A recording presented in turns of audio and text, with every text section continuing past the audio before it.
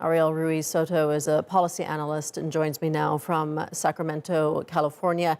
The migrant issue is a problem America just can't seem to get a handle on. We see differing policies from one administration to the next, and yet nothing seems to work. Why is this such a difficult problem, not just in America, but globally? And realistically, what can be done to fix it?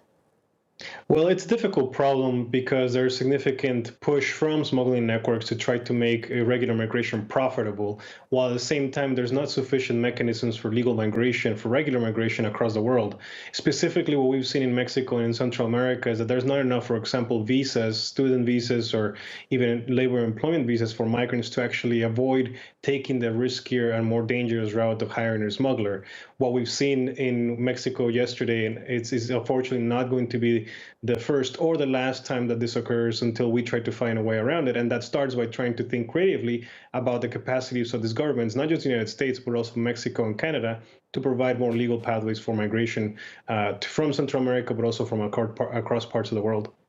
A court ordered the controversial Trump-era Remain in Mexico policy to be reinstated, the pushback of migrants into Mexico who do cross the border into the U.S. Explain to us the main concerns with that program.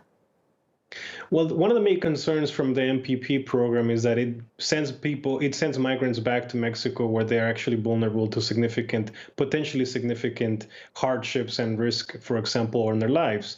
Now, Mexico, in this reinstatement of MPP, has said that they're going to do more to try to monitor and evaluate the conditions in which migrants have to wait in their country. But still, there are significant components, and the U.S.-Mexico border spans so many states that it's going to be difficult to monitor from one day to the next, and specifically for migrants that have very little or no means to protect themselves. The second piece that a lot of folks have mentioned is important in terms of MPP has been trying to understand how quickly migrants will be able to see and resolve their asylum hearings. So, for example, in the past, we knew there was a lot of delays for migrants to actually come into the United States and continue their asylum cases. But we've received and we've seen assurances from the Mexican and the U.S. government that this will be different this time around. So those are the two concerns that both governments are aware of, and they're working together to try to figure out how to resolve quickly.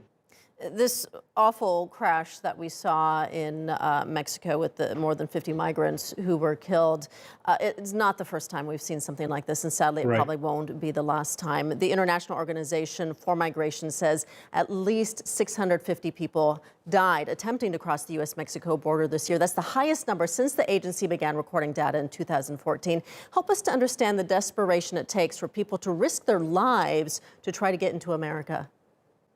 Well, it is not just America, it's the whole region for sure. But in particular, the U.S.-Mexico border, there are parts of the border that have become more monitored and more supervised by the U.S.-Mexico governments.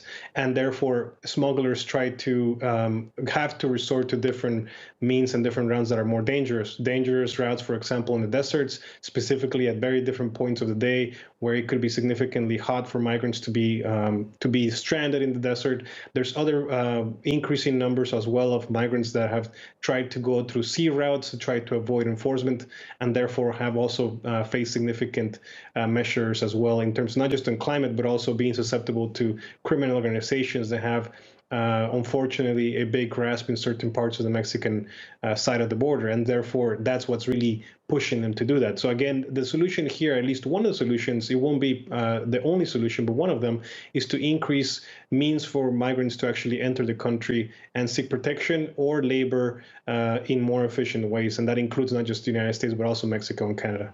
All right, we'll leave it there for now. Ariel Ruiz Soto, thank you.